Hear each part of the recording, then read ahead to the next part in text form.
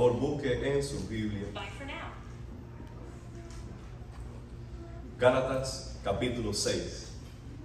Le estábamos anunciando al principio del servicio que nosotros vamos a comenzar a estudiar la carta a los Gálatas, llamada Carta Magna de la Libertad Cristiana. Es un canto de defensa a la gracia de Dios, a la salvación solo por fe, solo por gracia, solo por Cristo. Y hoy quiero terminar esta serie de Vive en Comunidad, antes de introducirnos a la Carta a los Gálatas, con un tema de comunidad cristiana que aparece al terminar la carta, que cuando yo lo voy a predicar usted se lo olvidó ya en las próximas semanas. Y ahora viene muy bien para cerrar este tema de Vive en Comunidad, recordándonos cuáles son nuestras responsabilidades en todas las direcciones de las relaciones fraternales. ¿A qué me refiero con eso? Me refiero que Pablo está haciendo una exhortación a una ayuda de 360 grados. Aquí delante vamos a encontrar la motivación del apóstol de que cada individuo, cada creyente, cada uno de los creyentes esté motivado a ser un participante activo en las relaciones interpersonales para proveer ayuda. Helper, un ayudador. Sabemos que Dios es nuestro ayudador, lo dice el Salmo 121, ¿a dónde? Dice, alzaré mis ojos a los montes, ¿de dónde vendrá mi socorro? Mi socorro viene del Señor que hizo los cielos y la tierra. El Señor es nuestro ayudador, pero Él también nos dejó un ayudador y es el Espíritu Santo y es el ayudador por excelencia.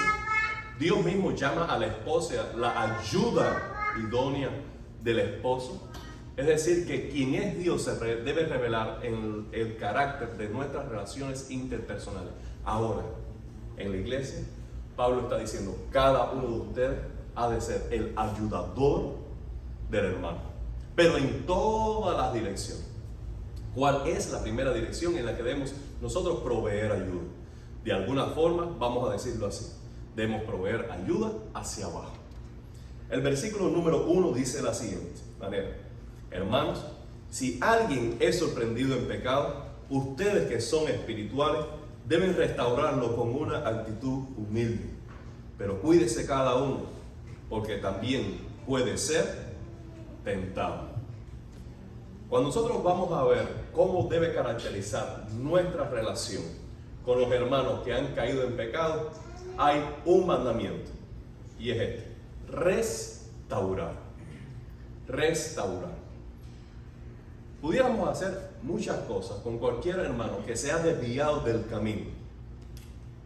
Pudiéramos nosotros murmurar, condenar, criticar, abandonar, enjuiciar, pero esta es la exhortación del apóstol: restaura.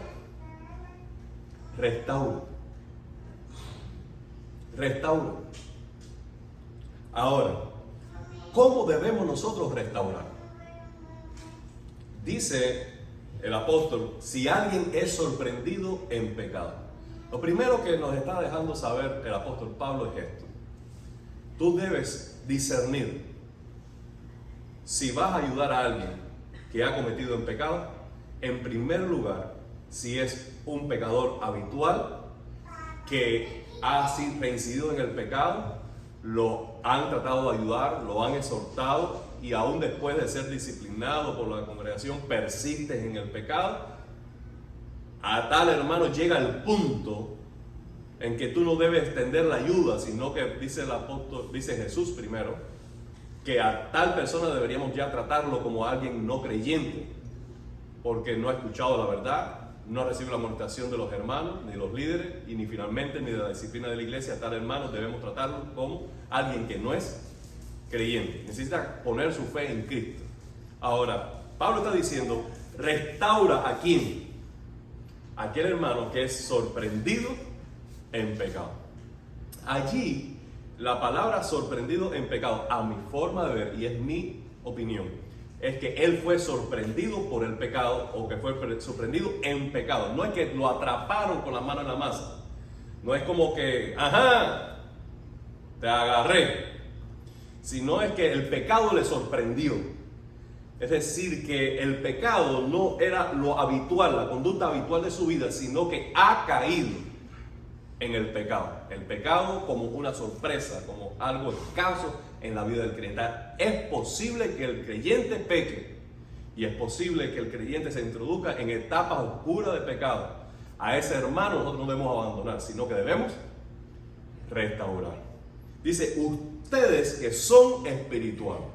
Ahora, para restaurar, aunque es un mandamiento para toda la comunidad cristiana, deberíamos nosotros saber si estamos en la calidad espiritual, en la salud espiritual que nos capacita para restaurar. Ustedes que son espirituales. Tal parece que allí Pablo está usando cierto, no tomen mal esta palabra, cierto cinismo.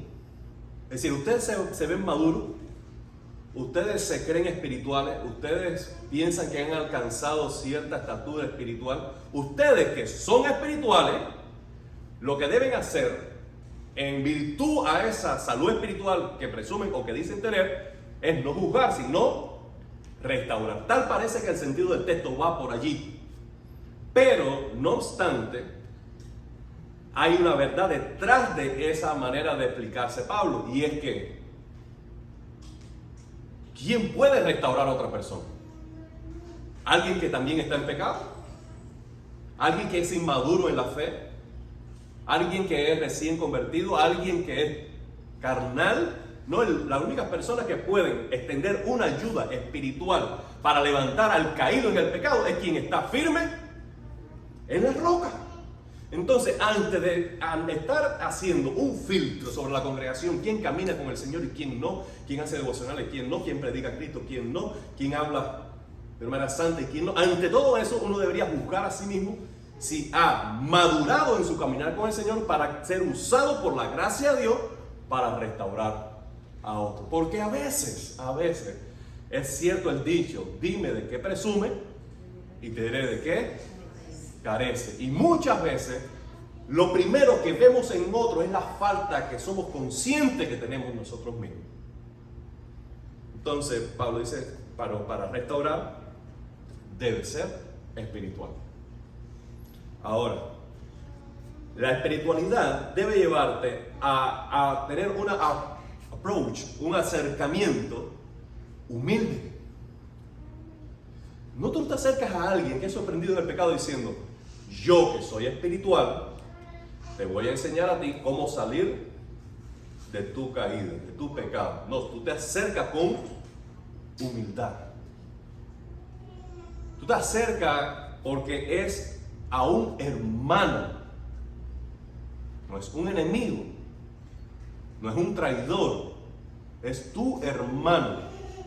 Están en el mismo equipo, son del mismo ejército, con un enemigo común, el pecado, el mundo y Satanás. Entonces te acercas con humildad, porque tu intención, ¿cuál es? Ponerte al lado para levantar, restaurar.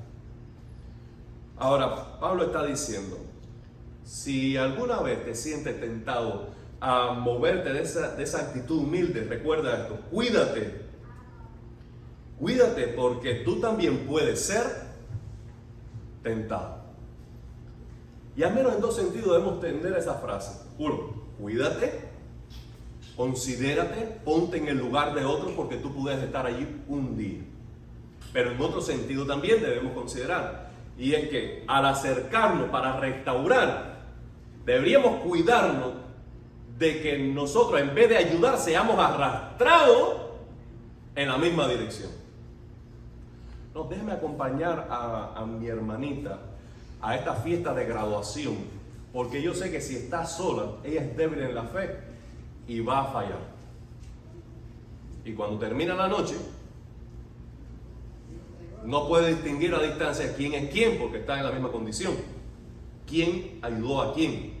Como dice el profeta, que tú no te conviertas a ellos, sino ellos se conviertan a ti. Entonces, también dice el escritor bíblico al final del Nuevo Testamento, dice, cuando nosotros tratemos con alguien en pecado, debemos amarlo, pero aún así, aún aborrecer la ropa para no ser contaminado. ¿Qué es lo que está diciendo? No que hay una contaminación en la ropa del hermano que ha caído en pecado, sino que debe haber una actitud de estoy amando con gracia, estoy buscando restaurar, pero al mismo tiempo tengo que ser cuidadoso espiritualmente para no ser arrastrado al pecado. Es algo así como cuando hemos escuchado la frase, Dios ama al pecador, pero aborrece al pecado. Podremos juzgar esa frase una y otra vez, pero encierra al menos esta verdad. Debemos amar a nuestros hermanos, aun cuando han cometido pecado, pero aborrecer el pecado en quien han caído. Porque la simpatía con el hermano, la aceptación del hermano, no debe llevarnos a nosotros a tolerar o a aceptar o tan siquiera a menoscabar el pecado. Porque el pecado no ha sido, en el caso que estamos hablando, contra nosotros, sino contra Dios.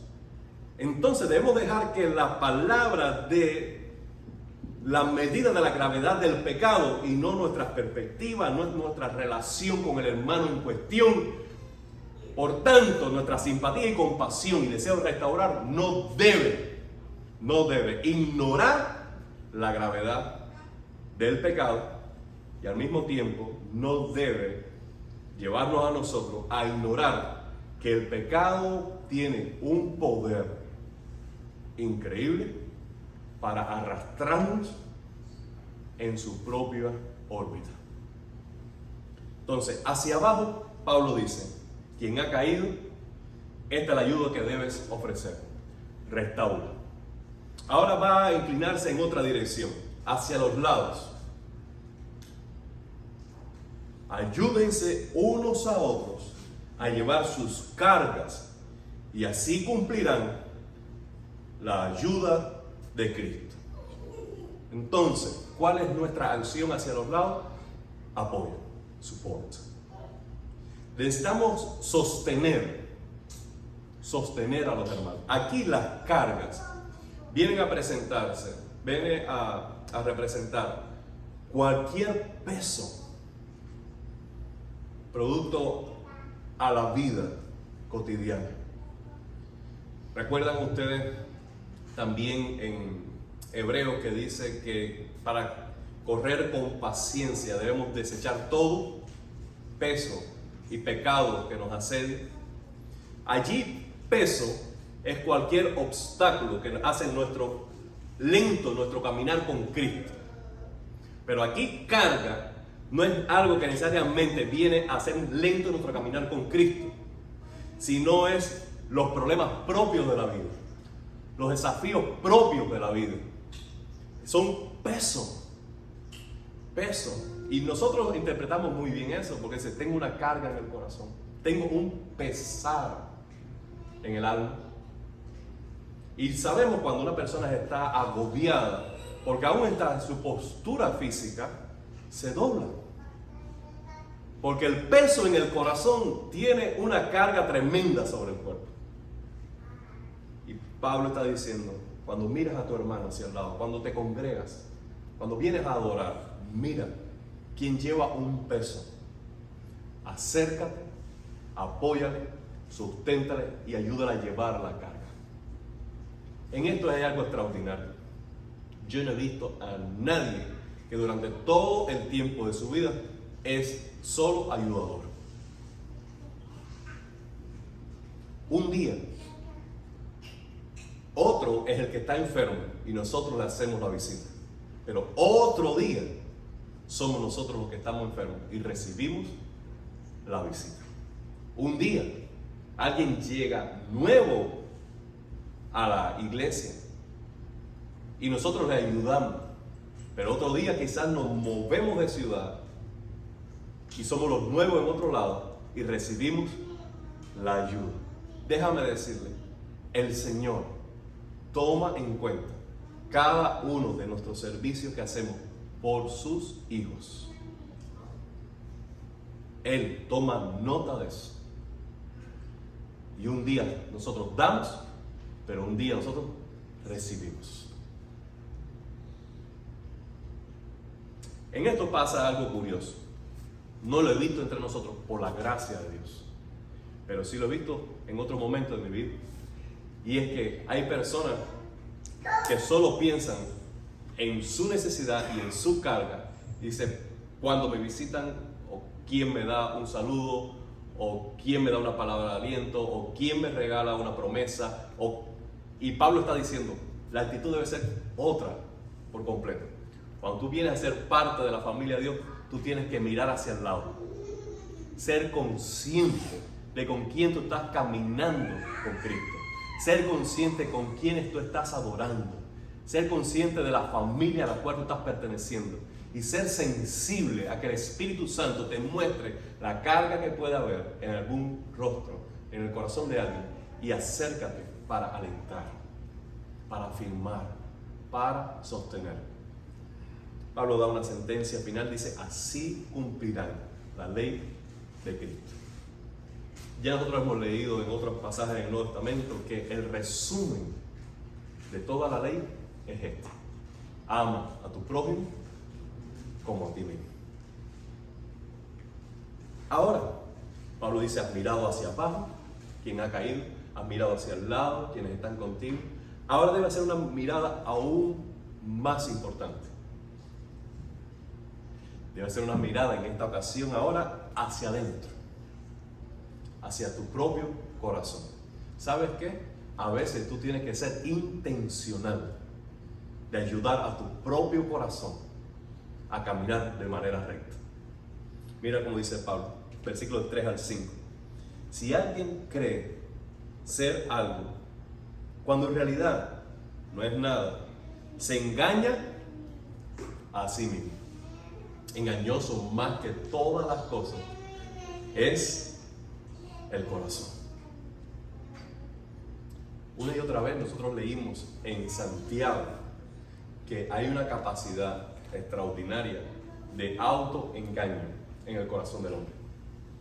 Por ejemplo, Santiago dice, si tú escuchas las palabras y no las practicas, te estás engañando a ti mismo. Santiago dice, tú presumes tener una fe virtuosa, pero si no sirve al necesitado, te engaña a ti mismo. Y así podemos hacer una lista. Nosotros podemos autoengañarnos de muchas maneras. Aquí Pablo está diciendo, a veces, y en esto todos, empezando aquí, que atrás de mí pienso que no hay más nadie, hacia el final, todos en algún punto hemos creído ser algo que en realidad no somos. O presumir de cosas que en realidad no las tenemos. Y nos hemos engañado a nosotros mismos. La última vez que me pasó eso a mí, que sea yo consciente, fue hace 2 semanas. Yo voy a visitar a la mamá de, vamos a decirlo así, a la esposa del papá del Vita. Y yo dije, yo he estado en esta situación antes, de manera consciente, pensé ligeramente, voy a visitarla. Ella está enferma de cáncer. Cuando llegué allí, me di cuenta que no estaba preparado para la visita. Y al salir estaba desanimado. Fue una carga que no pude sostener. Ellos no fueron conscientes de la situación, pero yo sé lo que pasó en mi corazón. Hay ocasiones en que yo he ido más humilde, más dependiente del Señor, más buscando gracia y favor. Porque soy consciente de cuánto necesito para el momento, la gracia de Dios. Y en el momento he salido con gozo porque he visto que el Señor ha fortalecido en mi debilidad.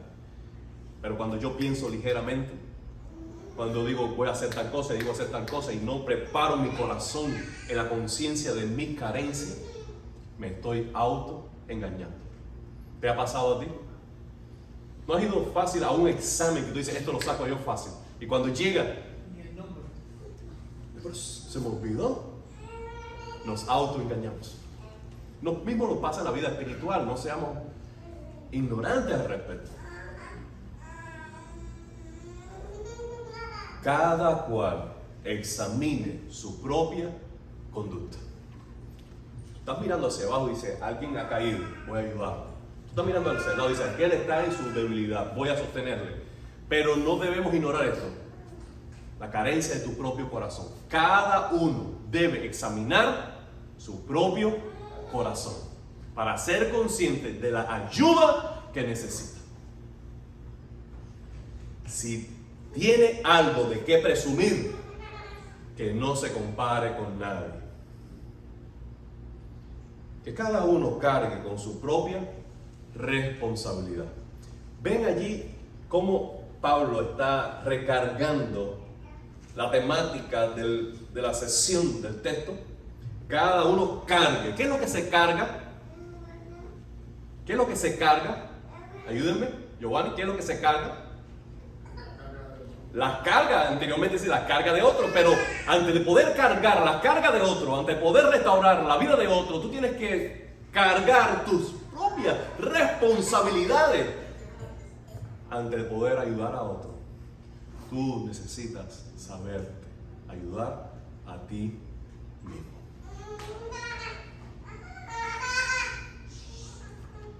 El apóstol Pedro caminaba con Jesús resucitado. Voy a esperar que el niño salga un momentito.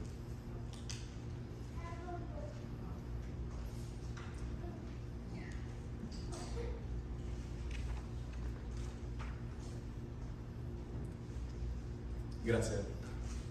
Y dice Pedro a Jesús, Señor, siento unos pasos detrás de mí.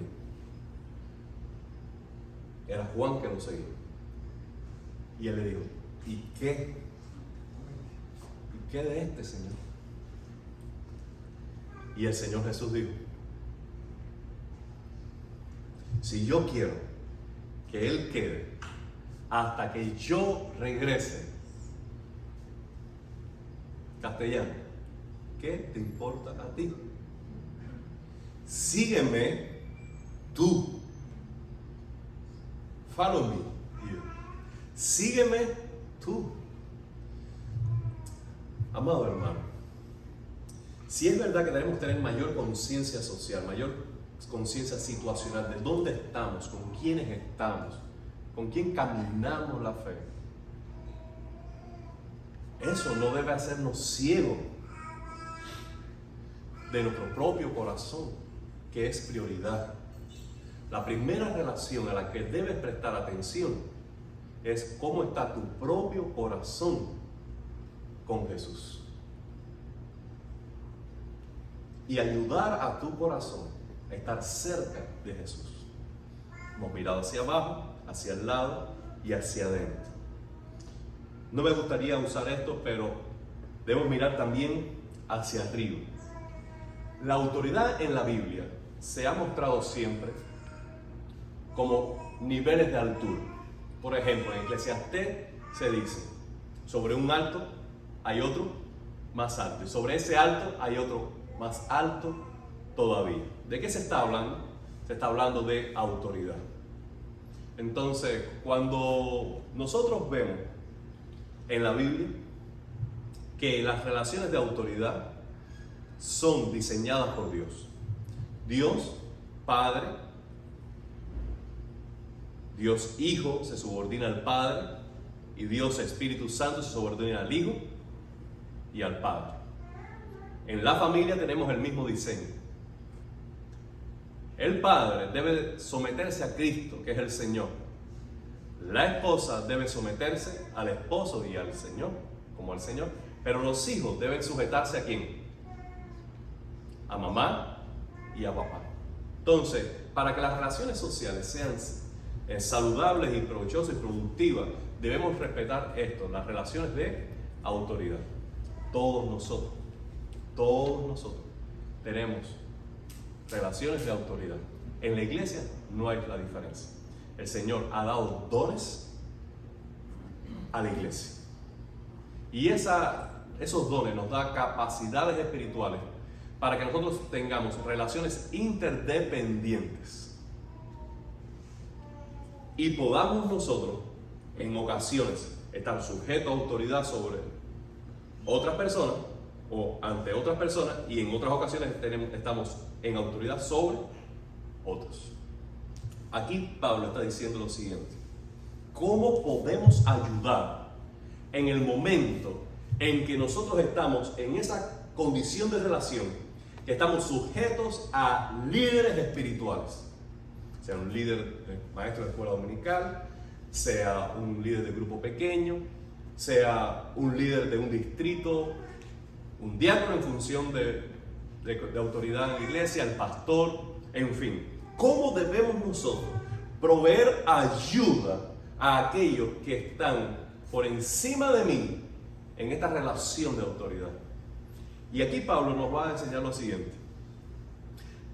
los miembros de la iglesia no son consumidores, sino que todos somos ministros del evangelio.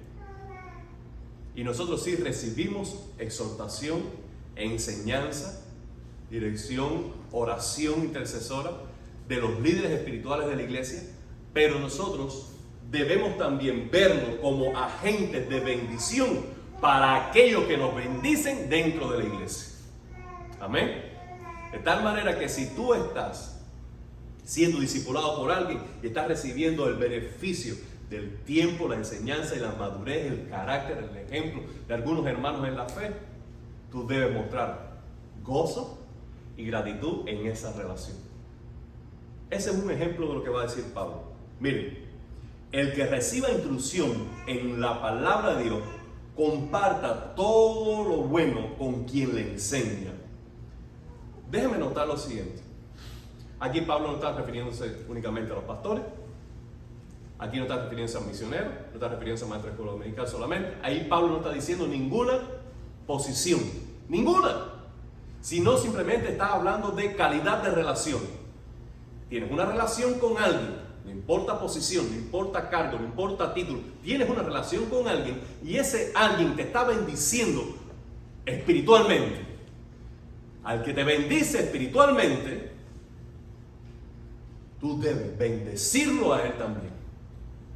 Es una relación mutua en ambas direcciones. Dice, no se engañen. De Dios nadie se burla. Cada uno cosecha lo que siembra. El que siembra para su carne, de esa misma carne cosechará destrucción. Amado hermano, no sé si se ha dado cuenta, pero a veces las relaciones de liderazgo espiritual y congregación o miembro a veces se ponen tensas. No son pocas veces en las iglesias donde tú estás escuchando que hay personas descontentas con el liderazgo espiritual y que las relaciones se vuelven muy tensas. Eso no es lo que quiere el Señor. El Señor quiere armonía en la casa, en el hogar, donde los hijos honran a papá y a mamá, donde mamá honra a esposo y cuida de los hijos, donde hay ahí armonía. No hay una relación de autoridad tensa, sino que cada uno cumple su rol para beneficio mutuo. Lo mismo sucede en la iglesia. La iglesia debe ser un lugar donde los líderes espirituales, independientes al título, grado escolar, posición de que estemos hablando, independiente de eso, amen, cuiden, instruyen, guíen a la congregación. Y la congregación ame, esté contenta, agradezca, afirme a aquellos que cuidan de ellos espiritualmente. Eso es lo que dice el Señor. El día que te sientas tentado a estar en enemistad con cualquier persona de liderazgo espiritual, vaya al Señor. Que no se siembre en tu corazón una raíz de amargura. Vaya a la persona, hable, solucione, confronte si es necesario. Alumbre su camino con la palabra de Dios. Pero por favor, que no se corte la relación, que no se marchite el sentimiento, que no se distancien los corazones. Porque dice el Señor que todo lo que el hombre sembrar, eso también segará. El que siembra para agradar al Espíritu, del Espíritu cosechará vida eterna. Hemos hablado hacia abajo, hacia el lado, hacia adentro, hacia arriba, en la relación de autoridad. Pero Pablo dice, pero en todas las direcciones. en todas las relaciones, hagan esto. No se cansen de hacer el bien, porque a su debido tiempo cosecharemos si no nos damos por vencidos. Por lo tanto, siempre que tengamos la oportunidad, hagamos bien a todos. Voy a detenerme allí, subrayé allí, hagamos bien a todos. Hagamos bien al que ha caído, hagamos bien al hermano que está en prueba, hagamos bien a los hermanos que nos instruyen la palabra, hagamos bien a todos. ¿Cuándo? Cada vez que tengamos oportunidad. No espere una mejor ocasión. No planifique mucho ni un aniversario, ni un cumpleaños, ni un evento. No, cada vez que tenga oportunidad, salga bondad de tu corazón. Un elogio, una afirmación, un pequeño detalle, un marcador, un versículo de la Biblia, una oración grabada. Hagamos bien a todos. Ese debe ser el sentimiento de la comunidad cristiana. Y no debemos cansarnos de hacerlo. Aún cuando quizás no recibas la misma atención, o no recibas el mismo cuidado, o no recibas el mismo recordatorio, no te canses. No te canses de hacer el bien. Aún cuando otros no lo hagan, aun cuando otros no noten lo que tú haces,